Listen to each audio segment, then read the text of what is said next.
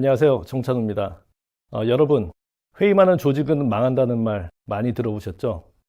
이 말에 동의하는 분 많으실 것 같습니다. 그럼 몇 가지 질문을 드려보겠습니다. 회의는 정말 안 할수록 좋을까요? 회의는 최소한의 핵심 인원만 참석해야 할까요? 그리고 회의 준비는 많이 할수록 좋을까요? 결론부터 말씀드리면 모두 아니다입니다. 앞으로 회의의 정석을 통해서 회의에 대한 여러 오해를 바로잡고 업무 성과를 높일 수 있는 문제를 해결하는 효과적인 회의 방법을 여러분께 하나하나 소개해 드리겠습니다. 직원들이 회의를 기피하는 가장 큰 이유 중 하나는 아마도 길게 늘어지는 회의 시간 때문일 것입니다.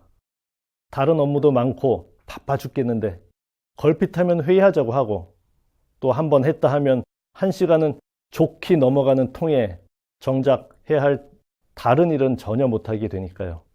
그런데요, 만약 모든 회의가 30분 이내에 끝난다면 어떨까요? 회의에 대한 부담이 크게 줄어들 것입니다.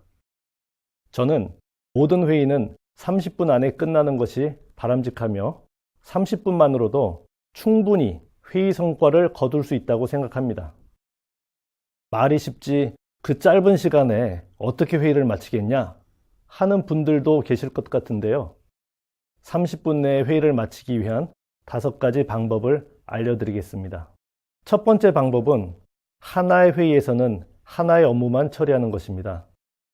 회의에서 흔히 벌어지는 실수 중 하나가 모인 김에 여러 업무 이슈를 한꺼번에 처리하려는 것입니다. 프로젝트 진행 상황 점검을 한다고 회의를 하자고 했으면 업무 추진 경과와 진도만 점검하고 마치면 됩니다. 회의 시작은 프로젝트 점검이었지만 엉뚱하게 업무 소통 활성화 방안까지 논의해보자고 한다면 30분 안에 회의를 끝나는 것은 불가능할 뿐더러 주의가 산만해져서 제대로 된 결과를 하나도 도출을 못할 수도 있습니다.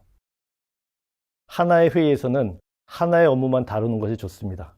그래야 참석자 선정도 쉽고 모인 사람들도 집중할 수가 있습니다. 두 번째 방법은 소주제를 3개 이내로 한정하는 것입니다. 앞서 하나의 회의에서는 하나의 업무 주제만 다뤄야 한다고 말씀드렸는데요.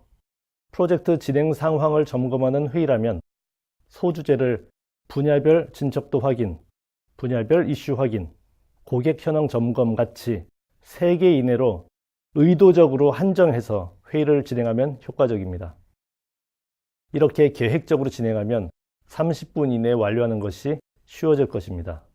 세 번째 방법은 이슈 하나당 결론을 내는 시간을 제한하는 것입니다.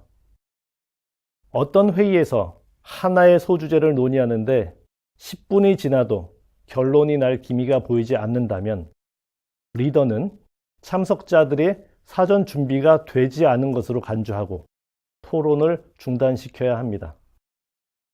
준비가 덜 된 상태에서 무리하게 결론을 내려고 하면 회의 시간만 길어질 뿐 제대로 된 결론 도출이 어렵습니다.